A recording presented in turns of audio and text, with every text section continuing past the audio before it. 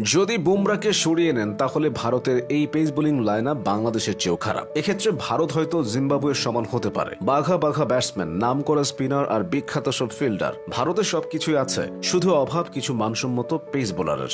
বুমরা ছাড়া তারা অসহায়। মোহাম্মদ সিরাজ ও শার্দুল ঠাকুররা নিজ দেশে বাঘের গর্জন দেয়, বাইরে গেলেই হয়ে যায় বিড়াল। রানের পর রান খরচা করেও তারা উইকেট এনে দিতে পারেন না। কিন্তু প্রতিবেশী পাকিস্তানে যেখানে দুর্ধর্ষ পেসারদের জন্ম হয়, ভারত কেন সেখানে পিছিয়ে? কেন তারা ভালো মানের পেসার পায় না? প্রথম কারণটা হলো ভারতের ক্রিকেট সংস্কৃতি।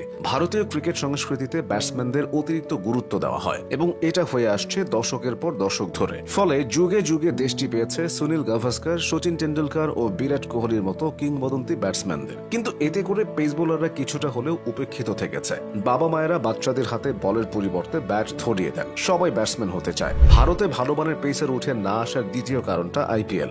ইন্ডিয়ান প্রিমিয়ার লিগ শুরু হওয়ার পর থেকে ক্রিকেট বিশ্বে ব্যাটসম্যানদের আধিক্য আরো বেড়েছে। সাম্প্রতিক বছরগুলোতে তো বোলাররা কোনো পাত্তাই পাচ্ছেন না। 20 ওভারের খেলায় রান হচ্ছে 250-র বেশি। আইপিএল এর জন্য উইকেটগুলো এমন ভাবে তৈরি করা হয় যাতে ব্যাটসম্যানরা বেশি সুবিধা পায়, আর এতে বোলারদের, বিশেষ করে পেসারদের 12টা বেঁচে যায়। আইপিএল এ এসে বিশ্বের সেরা পেসারটাও 40-50 রান হজম করে নেয়, দেখাতে পারে না বোলিং বৈচিত্র্যের ছিটে ফোটা। যেহেতু এই ফ্র্যাঞ্চাইজি লিগ ভারতের ক্রিকেটের তৈরির অন্যতম মাধ্যম, তাই বোলার তথা পেসারদের উপেক্ষা করা তাদের জন্যই কাল হয়ে দাঁড়িয়েছে। ভারতে পেসার তৈরি না হওয়ার আরেকটা প্রধান কারণ হলো আইকনিক চরিত্রের অভাব। জহির খান ও জসপ্রীত বুমরার নামটা এই তালিকায় রাখা যায় ঠিকই, কিন্তু তারা কেউ ওয়াসিম আকরাম বা ওয়াকার ইউনুসের মতো নন। ওয়াসিম ও ওয়াকারের নাম শুনে এখনো অনেকে পেসার হওয়ার স্বপ্ন দেখে, কিন্তু ভারতে তেমন কেউ নেই বললেই চলে। বরং ব্যাটসম্যানদের মধ্যে ভারতে কিংবদন্তির অভাব নেই। তাই ভারতীয় বাবা মায়েরাও চান ছেলে বড় হয়ে টেন্ডুলকার বা কোহলির মতো হোক। সামাজিক এই দৃষ্টিভঙ্গিও পেসার উঠে আসার ক্ষেত্রে বড় একটা বাধা। আরেকটা বড় বাধা হচ্ছে ভারতের ঘরোয়া ক্রিকেট কাঠামো।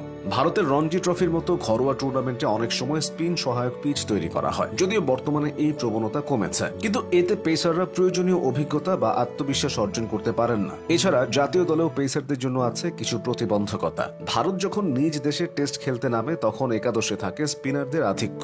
2 জন পেসার থাকলে স্পিনার রাখা হয় 3 জন। কোনো সময় 4 জন স্পিনারকেও ভারতের একাদশে দেখা যায়। এতে করে ঘরের মাটিতে স্পিন ঘূর্ণি দিয়ে অস্ট্রেলিয়া ও সাউথ আফ্রিকার মতো দলগুলোকে হারাতে পারলেও বিদেশে গিয়ে ঘটে উল্টোটা। সেখানে স্পিনারদের কার্যকারিতা স্বাভাবিকভাবে কম থাকে, প্রয়োজন হয় পেসারদের। কিন্তু যথেষ্ট অভিজ্ঞতা ও ম্যাচ সময়ের অভাবে বাইরের কন্ডিশনে পেসাররা ভালো করতে পারেন না। মানসম্মত পেসার বের না হওয়ার পেছনে আরেকটি কারণ হলো ভারতের ঐতিহাসিক স্পিন নির্ভরতা। ভারতের ক্রিকেট ইতিহাসে স্পিনারদের আধিপত্য ছিল দীর্ঘদিন। অনিল কুম্বলে থেকে হরভজন সিং, রবীন্দ্র জাদেজা থেকে রবিচন্দ্রন অশ্বিন। ভারত হলো স্পিনারদের স্বর্গরাজ্য। Off spinner, leg spinner, chinaman কিংবা মিস্ট্রি স্পিনার, এই স্বর্গরাজ্য থেকে সব ধরনের স্পিনারই উঠে এসেছে। অতীতে দেশটির স্পিনাররা এতটাই আধিপত্য দেখিয়েছেন যে পেসারদের তেমন কিছু করতেও হতো না, আর তাই পেসারদের গুরুত্ব ছিল তুলনামূলক কম। পেসার হওয়া ক্রিকেটের সবচেয়ে কঠিন কাজগুলোর একটা। একজন আদর্শ পেসারের শারীরিক গঠন ও ফিটনেস ঠিক থাকতে হয়। এই জন্য ঘাম ঝরাতে হয়, করতে হয় বাড়তি পরিশ্রম। এছাড়া দীর্ঘমেয়াদী ইনজুরির চিন্তা তো আছেই। সব মিলিয়ে ভারতের তরুণরা পেসার হওয়ার থেকে